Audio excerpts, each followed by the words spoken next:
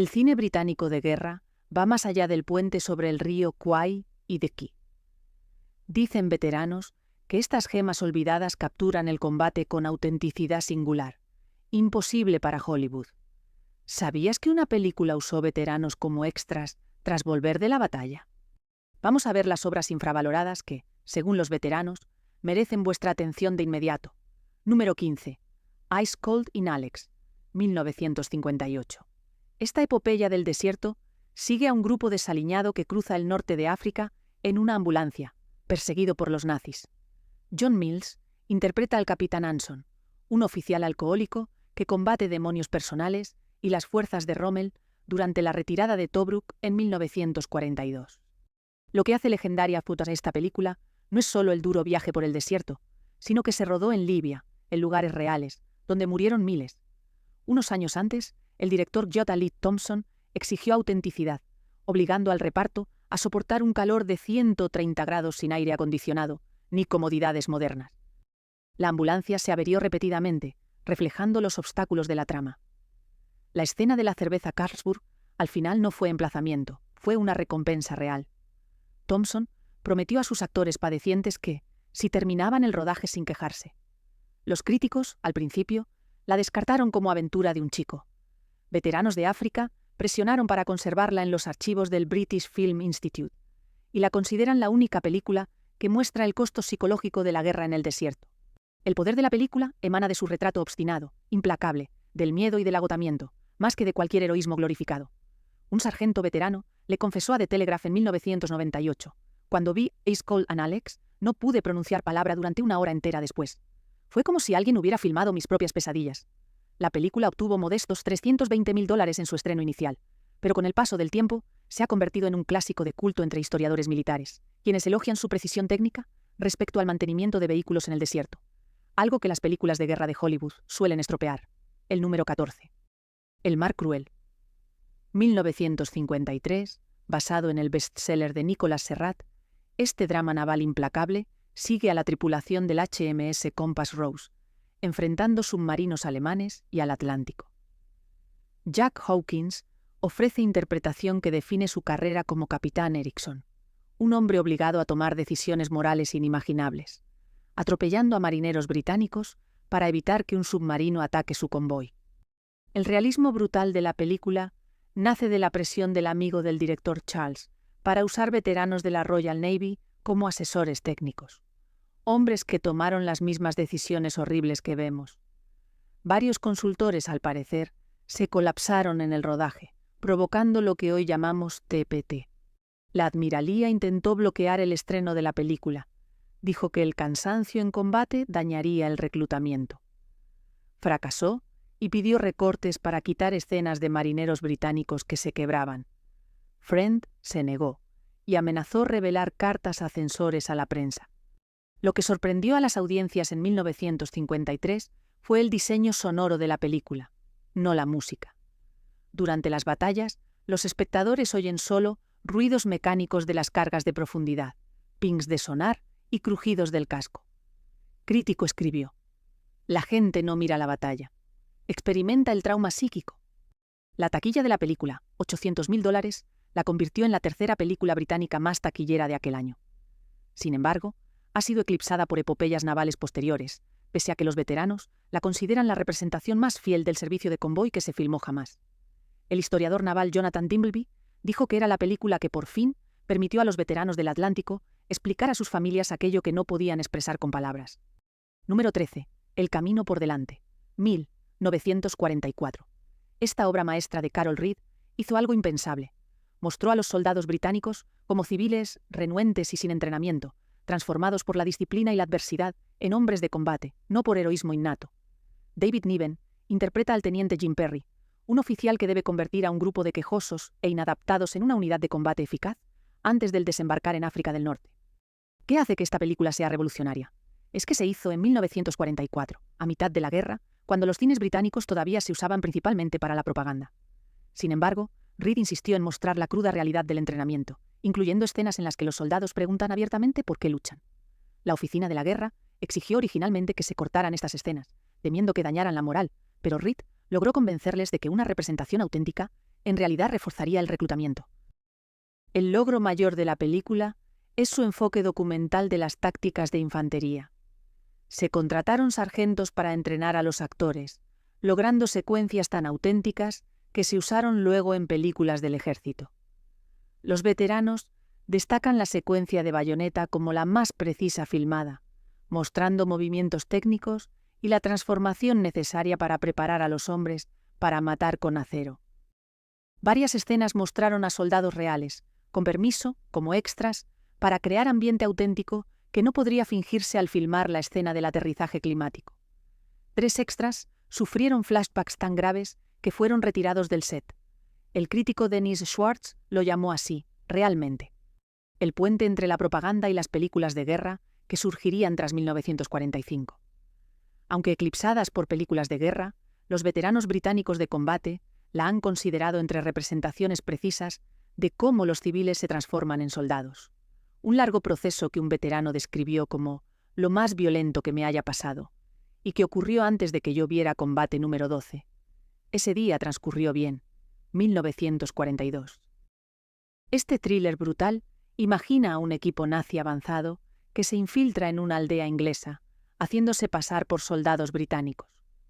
Lo que empieza como un retrato de la vida local se oscurece muy pronto cuando los civiles, ancianas y niños, deben matar o ser asesinados al descubrir el engaño. Director Alberto Cavalcanti creó algo inaudito en la guerra.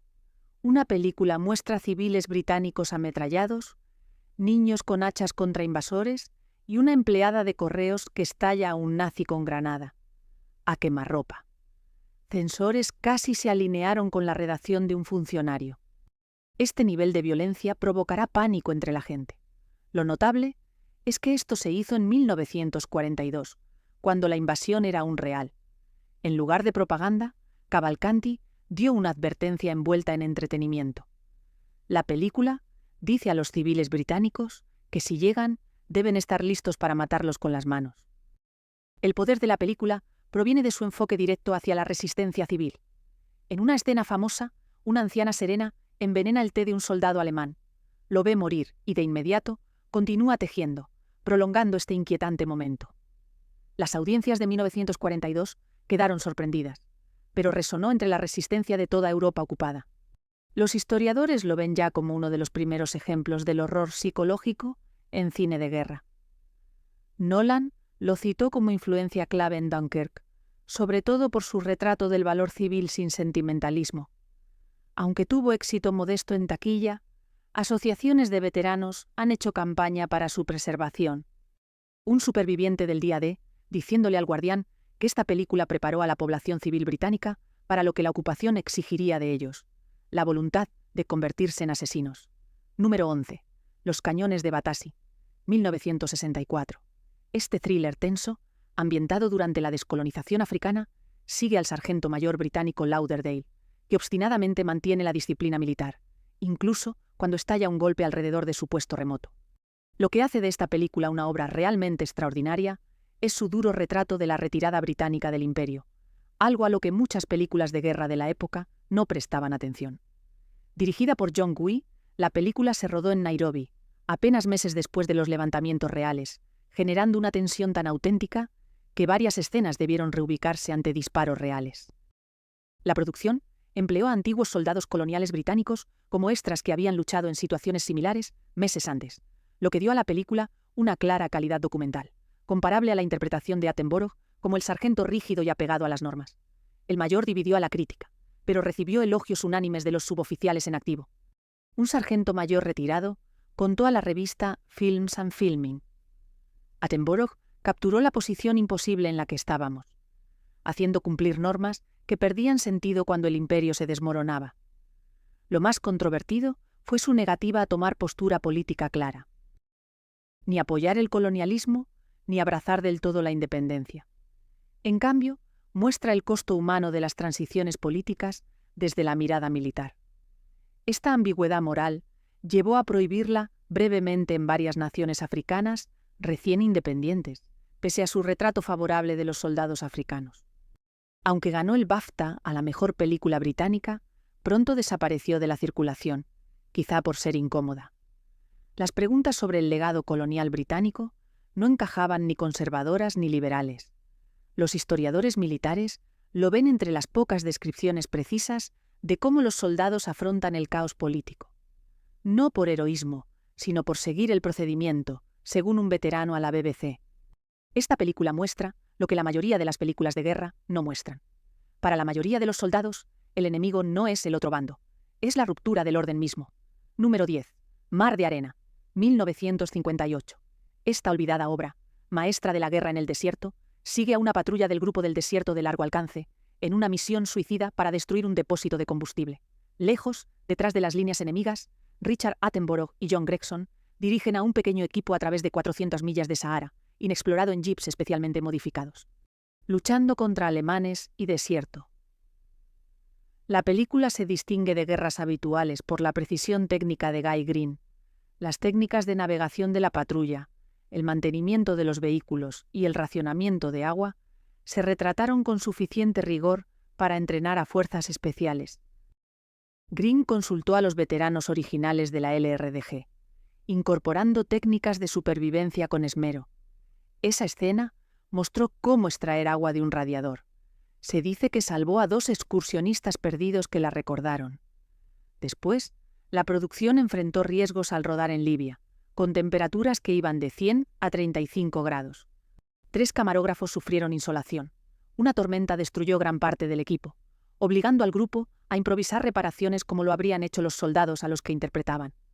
Los críticos, al principio, la descartaron como una película de aventuras masculina, olvidando su enfoque revolucionario de la psicología del combate. A diferencia de las películas bélicas de la época, Seo-san muestra a soldados muy entrenados que sienten miedo, cometen errores y cuestionan órdenes. Representaciones tan realistas que varios veteranos de la LRDG abandonaron el estreno. Lo encontraron perturbador para la película. La escena más poderosa muestra el sufrimiento del personaje de Attenborough, lo que hoy sería un ataque de pánico en una tormenta de arena, algo que el cine británico de guerra nunca mostró. Luego, psicólogos militares elogiaron la secuencia por retratar con precisión el estrés de combate en unidades de élite. Obtuvo modestos ingresos. El fundador del SAS, David Sterling, afirmó que era la única película que mostraba el aislamiento mental del Este en la incursión profunda, y se dice que la mostró a reclutas hasta los 70. Número 9. La habitación pequeña, 1949. Este thriller psicológico sigue al experto en desactivación de explosivos Sammy Rice. David Farrar, un científico alcohólico que lucha contra demonios personales mientras intenta desactivar un nuevo tipo de trampa explosiva alemana que mata a niños en las playas británicas. Powell y Pressburger hicieron una película bélica centrada casi por completo en batallas internas. Lo que hace que esta película sea extraordinaria es su retrato implacable de lo que hoy llamaríamos TEPT y del abuso de sustancias entre técnicos. Rice no es un héroe de primera línea, sino un experto atormentado con un pie protésico que se automedica con whisky. Su lucha por vencer su adicción se entrelaza con su esfuerzo por entender el mecanismo de la bomba, 2 enigmas que lo destruirán si se resuelven incorrectamente. Las secuencias de desactivación de explosivos de la película revolucionaron la tensión en el cine. La escena final de la desactivación, en una playa azotada por el viento, apenas usa diálogo ni música. Son solo primeros planos de las manos, el sudor y los mecanismos que hacen tic-tac. Más tarde, Hitchcock reconoció usar estas técnicas en sus thrillers. La desactivación real de explosivos, con veteranos como consultores, dio a la película una autenticidad técnica tal que la oficina de guerra la clasificó temporalmente. Críticos perplejos ante elementos surrealistas de la película, sobre todo la pesadilla en que el arroz pelea contra una botella de whisky. Enfoque expresionista para retratar adicción, por delante. Película tuvo mala taquilla. Distribuidor afirmó que el público quiere héroes de guerra, no neuróticos. El impacto duradero de la película proviene de su retrato del costo psicológico de la guerra. Equipos modernos de desactivación de explosivos citan esto, según un veterano iraquí en 2010, The Times. Cuando preguntan qué se siente desarmar una bomba, miren el cuarto trasero. Detalles técnicos están desfasados, pero la presión psicológica es muy exacta. Christopher Nolan citó como influencia en secuencias de desactivación de bombas en Dunkirk. Al considerarla, Primera película que entiende que la tensión nace del personaje, no de relojes. 8. El hombre que nunca existió, 1956. Este thriller describe la Operación Minsk. Conoce una de las tretas más extrañas de WWE. Oficiales de inteligencia británica flotan un cadáver con planes de invasión frente a la costa española para engañar al alto mando nazi. Clifton Webb interpreta a usted y a Montague, oficial naval que ideó el plan, creando identidad para un cadáver. Lo excepcional de la película es que se basó en las memorias de Montague, y varias escenas se modificaron porque la operación real quedó clasificada. Esto creó la extraña situación en la que el guionista de la película sabía que ciertas escenas eran históricamente inexactas, pero no podía decir por qué. Cuando esos documentos fueron desclasificados en la década de 1990, los historiadores descubrieron que la operación real era aún más extravagante que la versión cinematográfica. El director Ronald Neame insistió en un realismo clínico para las secuencias de la morgue, donde se prepara el cuerpo, lo que generó controversia con censores que lo consideraban demasiado mórbido. Estas escenas fueron rodadas con médicos reales y equipo auténtico, logrando un detalle tan verosímil que varios espectadores se desmayaron en las primeras proyecciones. El elemento más poderoso de la película es su ética. Mostrar oficiales británicos profanando un cadáver y fabricando toda una vida para propaganda. Esta ambigüedad moral fue revolucionaria para las películas de guerra de la década de 1950, que normalmente retrataban a las fuerzas aliadas en términos puramente heroicos.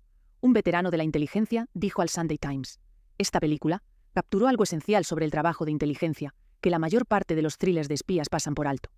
A menudo es moralmente incómodo, gente haciendo cosas cuestionables por razones justificables. Aunque modestamente exitosa en taquilla, la película es visión obligatoria para las agencias de inteligencia del mundo. David Robb, historiador de la CIA, lo llamó la primera película que retrata las complejidades de las operaciones de engaño. Archivos de la Operación Mincemeat fueron desclasificados. Los agentes de inteligencia quedaron atónitos al descubrir cuán exacta fue la película, pese a la información incompleta, prueba real, de la guía de Montagu en la producción dentro de los límites del secreto oficial. 7. Batalla del Río de la Plata. En 1956, Powell y Pressburger recrean la primera victoria naval británica de la Guerra Mundial. La persecución del crucero acorazado alemán, Graf Spee, por cruceros británicos menores en alta mar. Lo que distingue esta película es su visión equilibrada de combatientes de ambos bandos, mostrando al capitán Langsdorff como un oficial honorable y no villano. La producción consiguió una autenticidad sin precedentes, filmando a bordo de los buques de guerra, aún más real. El HMS Ajax, Exeter y Cumberland actuaron como sí mismos, con tripulación real como extras, 11 años después del combate. Esto creó momentos muy extraños durante el rodaje, cuando marineros se vieron recreando batallas en la misma cubierta donde lucharon de verdad. Lo notable es que la Marina de Estados Unidos les prestara barcos. Estados Unidos hizo que el Salem sustituyera al Graf Spee hundido. Así fue la primera vez que un buque estadounidense interpretó un buque alemán. Esto requirió negociaciones a altos niveles y provocó controversia en la prensa. El logro mayor de la película es su retrato sobrio de la guerra naval, visto como juego de ajedrez táctico, no como cruzada emocional. Los historiadores navales elogian la representación precisa de decisiones de mando, de la comunicación y del control de daños, elementos técnicos. La mayoría de las películas de guerra pasa por alto una escena en la que se ve a marineros tomando té con calma mientras estallan cañones cercanos. Al principio fue criticada por ser estereotipo británico, pero veteranos confirmaron que ocurrió exactamente.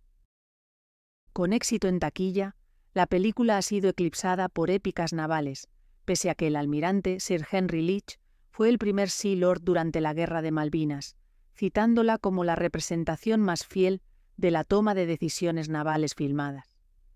La representación del capitán Langsdorff, quien se suicidó en lugar de sacrificarse. Su tripulación en una batalla desesperada fue tan respetada por veteranos navales alemanes que pidieron copias para reunirse, quizá la única cinta británica de guerra abrazada por antiguos enemigos. Número 6. Sincronice el Bismarck de 1960. Esto enseñó a Crónicas del Thriller Naval la caza del acorazado más poderoso de la Alemania nazi, amenazando con destruir la navegación británica. En 1941, Kenneth More interpreta al capitán Jonathan Shepard, un oficial de inteligencia desapegado que coordina la operación naval desde una sala de guerra subterránea. Director Lewis Gilbert optó por estructurar la película como documental, en vez de aventura naval, con imágenes de la guerra integradas de forma fluida y escenas montadas.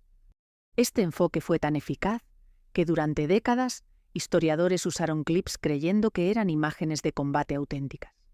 La producción logró precisión sin precedentes al trabajar con el almirantazgo y veteranos de la cacería real. La sala de operaciones fue recreada con tal precisión que oficiales navales visitantes comenzaron a dar órdenes. Durante el rodaje, el trabajo de maquetas para las batallas llevó a a fijar estándares en efectos especiales, con naves en miniatura y torretas funcionales. Esta película se distingue por un retrato sobrio de la guerra naval ya, tratada como un reto intelectual más que físico. A diferencia de la mayoría de las películas de guerra, los héroes dedican más tiempo a analizar inteligencia y a calcular el consumo de combustible que a actuar heroicamente. Los historiadores navales elogian su retrato de las limitaciones del mando, que muestra cómo deben decidir entre vida o muerte con información incompleta y restricciones técnicas. El aspecto más polémico de la película fue su retrato del almirante Lewin, alemán, fiel a Hitler.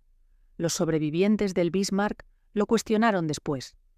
Esta inexactitud provocó debate entre veteranos, pero no restó popularidad a la película entre el público naval. Un veterano de la Royal Navy dijo a Naval History Magazine: a pesar de ese fallo, es la sola película que muestra la verdadera naturaleza de las operaciones navales, hechas con señales y cronómetros, no con discursos heroicos. Número 5. Waterloo Road, 1945. Este crudo drama de la retaguardia sigue a un soldado que se ausenta sin permiso tras oír rumores. Su esposa tiene una aventura con un gángster local en el Blitz. El director Sidney Gilliat creó una película de guerra que muestra el desgaste psicológico de las familias, en lugar del heroísmo en el frente. Lo que la hace revolucionaria es su retrato de complejidades morales de Londres en tiempos de guerra, mostrando deserción, infidelidad y enriquecimiento ilícito junto al valor civil. La película fue tan polémica al estrenarse que varios oficiales militares intentaron prohibirla, alegando que fomentaría la deserción al mostrar a un soldado ausente sin permiso como protagonista. La producción logró autenticidad al filmar en Londres zonas bombardeadas. Unos días tras los ataques alemanes, varias escenas debieron rodarse de nuevo cuando edificios decorados quedaron destruidos por bombardeos aéreos. Antes de terminar, el elenco y el equipo vivieron ataques aéreos reales, dando a las interpretaciones una inmediatez cruda. Stewart Granger como Jim Coulter, esposo desesperado. Desafía las nociones de la guerra y del deber militar al proponer la lealtad familiar. A veces la lealtad familiar supera al patriotismo. Esta ambigüedad moral fue inédita en el cine británico de la época. Una escena que mostraba a civiles usando un bombardeo aéreo como pretexto para saqueos fue considerada tan perjudicial para la moral que Churchill pidió su retirada personalmente, pero Gilliat se negó, aunque tuvo un modesto éxito tras su estreno. La película ha sido defendida por agrupaciones de veteranos como una de las pocas descripciones precisas de las presiones psicológicas que enfrentan las familias militares. Los archivos del Ministerio del Interior, desclasificados en la década de los 90, revelaron que las ausencias sin permiso en Londres coincidían exactamente con el patrón mostrado en la película, con picos dramáticos tras importantes campañas de bombardeo, lo que sugiere que Gilliat había capturado una realidad social. Los funcionarios rehusaron reconocerlo públicamente. El historiador militar Richard Holmes lo llamó la película que sabía que la guerra no se luchaba solo en el frente. Se luchaba en las mentes y en matrimonios de familias separadas por el conflicto. El conflicto número 4 me convirtió en fugitivo. 1947. Este thriller noir sigue a Clem Morgan. Trevor Howard, veterano de la RAF, se arrastra al mercado negro de Londres. Tras readaptarse a vida civil y negarse a traficar narcóticos, su jefe mafioso lo incrimina por asesinato, obligándolo a huir y limpiar su nombre. Lo que destaca la película es su retrato de la reinserción de veteranos, un piloto muy condecorado llevado a la delincuencia. Mediante una combinación de trauma psicológico y oportunidades limitadas, el director Alberto Cavalcanti creó algo inédito en el cine británico de posguerra, una película que sugería que el país estaba fallando, sus héroes que regresaban, en lugar de celebrarlos. La visión oscura de la Gran Bretaña de posguerra que ofrece la película. Fue tan controvertida que varias cadenas de cines se negaron a proyectarla, y un propietario dijo a Variety: «Esta película parece que luchamos contra el enemigo equivocado». Las asociaciones de veteranos quedaron divididas. Algunas condenaron su retrato de un exmilitar criminal, mientras otros elogian la adaptación. Trevor Howard, un oficial de la RAF recién dado de baja, aporta una autenticidad inquietante al papel. Su retrato de una rabia contenida y desilusión resonó entre exmilitares. Muchos escribieron a Howard, agradeciéndole por decir verdad sobre volver a casa. Lo más impactante fue su violencia gráfica, inusual para el cine británico de la era. Escena en la que una mujer es golpeada por un gángster fue cortada por censores, pero restaurada tras cabal. Canty sostuvo que la película mostraba las condiciones reales de las mujeres en barrios posguerra, azotados por el crimen, aunque no tuvo éxito comercial. Tras su estreno, la película recibió reconocimiento en la década de 1970, cuando las estadísticas del crimen revelaron la magnitud de la participación de veteranos en las actividades posguerra. El criminólogo Martin Parker lo llamó accidentalmente profético. Presentó un problema social que las autoridades no reconocerían durante décadas. Christopher Nolan lo tomó como inspiración para Dark Homecoming en Dunkirk y señaló que era la primera película lo bastante valiente para sugerir que la victoria no garantiza finales felices para los que lucharon. El número 3. El camino a las estrellas. 1945. Este drama complejo sigue la vida en una base aérea británica, mientras pasa del control de la RAF al de USAF, enfocándose en los lazos entre pilotos y pueblos cercanos que esperan su regreso o noticias de sus muertes. Lo que distingue esta película es su contención revolucionaria. Muestra el desgaste psicológico de los bombardeos con planos y sillas vacías, en lugar del combate. Dirigido por Anthony Asquith, partiendo del guión de Terrence Rattigan, surgió algo revolucionario al centrarse casi por completo en los momentos previos al despegue y tras el aterrizaje, la eterna espera que define la vida de una tripulación de bombarderos. El poder de la película proviene de lo que no muestra, muertes fuera de la pantalla y el dolor comunicado por gestos sutiles, en lugar de grandes estallidos dramáticos. Producción logró autenticidad sin precedentes al rodar en base de la RAF. Durante el servicio activo, tripulaciones de bombarderos reales son extras. Algunos no sobrevivieron para ver estreno. Esto generó, en verdad, una atmósfera de tensión en el set. Con actores, apenas distinguían entre interpretaciones profesionales y ansiedad real que veían en pilotos. Lo que hizo polémica la película fue su retrato parejo de pilotos británicos y yanquis, que mostró tensiones y respeto mutuo. Algunos políticos criticaron escenas que sugerían fricción entre aliados, en general. Otros se quejaron de la sobria representación de muertes en combate. Un diputado se quejó: «Esta cinta muestra a nuestros chicos muriendo con apenas mención. ¿Dónde está el heroísmo?». El impacto de la película nace de su retrato realista del duelo en frente interno. El personaje del Hotel Propri, que añade y retira fotos de pilotos de su pared, se convirtió en la imagen de la resiliencia civil. Más tarde, Mills dijo que esa escena breve con fotos mostraba la cara verdadera de la guerra con más franqueza que cualquier combate. Aunque tuvo éxito modesto en taquilla, la película ha sido defendida por veteranos de aviación como la más precisa de la psicología del mando. Air Chief Marshal Sir Arthur Harris, controvertido jefe del mando de bombarderos, presuntamente llamó la única película que entendía. La espera es lo más duro de la guerra. Críticos modernos lo reconocen como impacto clave en Dunkirk, que también enfatiza lo psíquico en vez de lo espectacular del combate. Número 2. Los rompediques, 1955. Esta icónica historia de ingenio describe el desarrollo y la puesta en práctica de la revolucionaria bomba saltarina de Barnes-Wallis, diseñada para destruir las presas alemanas y paralizar la producción industrial. Richard Todd interpreta al Wing Commander Guy Gibson, al frente del 617 O Escuadrón, formado especialmente en una de las misiones más desafiantes técnicamente de la guerra. Lo que hace que esta película sea extraordinaria es su meticulosa atención a los detalles científicos y operativos. El director Michael Anderson trabajó directamente con Wallace y con veteranos de las incursiones para garantizar la exactitud técnica, logrando una representación tan auténtica que el Ministerio del Aire la clasificó brevemente. Sobre las preocupaciones que revelaron demasiados secretos operativos.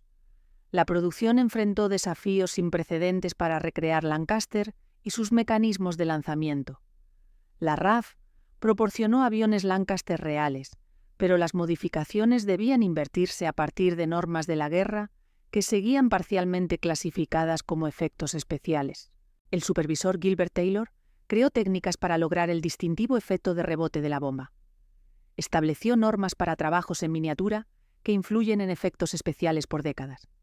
Su elemento más destacado es un retrato sin sentimentalismo del costo humano de la innovación. A diferencia de la mayoría de las películas de guerra de la época, muestra 8 de 19 aviones perdidos sin justificación patriótica, para que el público cuestione si las ganancias estratégicas justifican las pérdidas. Esta complejidad moral fue inusual para el cine bélico de los 50. Generó controversia entre críticos.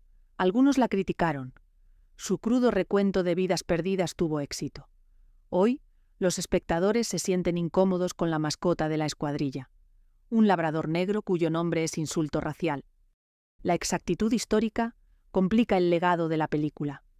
A pesar de sus logros técnicos, su influencia en el cine trasciende las películas de guerra.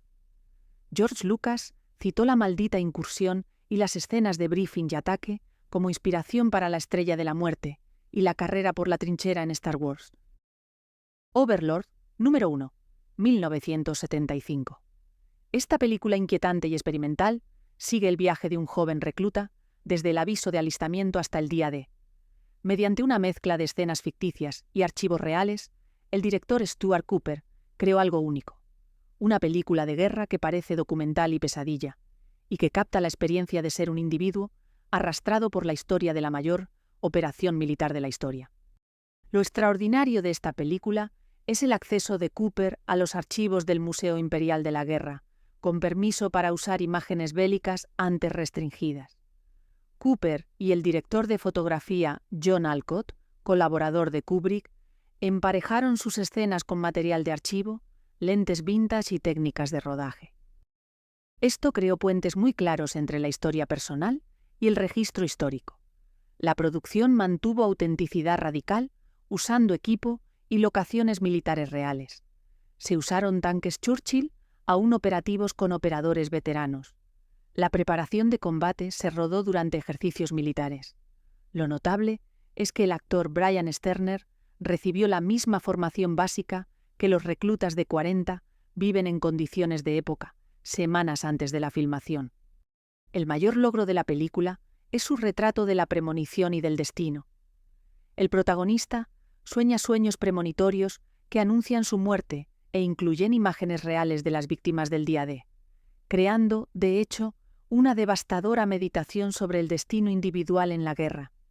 Este enfoque fue tan inquietante que veteranos abandonaron proyecciones iniciales, demasiado exactas, retrato del miedo.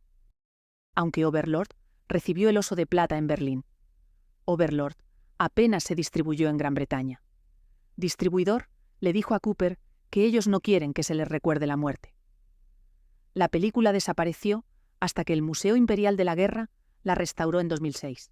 La crítica la convirtió en obra maestra. ¿Crees que el enfoque británico, complejo psicológicamente, del cine bélico es superior a las narrativas espectaculares de Hollywood? ¿Has visto estos clásicos olvidados? Dinos, ¿ya cuál film británico de guerra, que pasó olvidado, merece más reconocimiento? Y suscríbete para más historia del cine que los canales mainstream no tocan.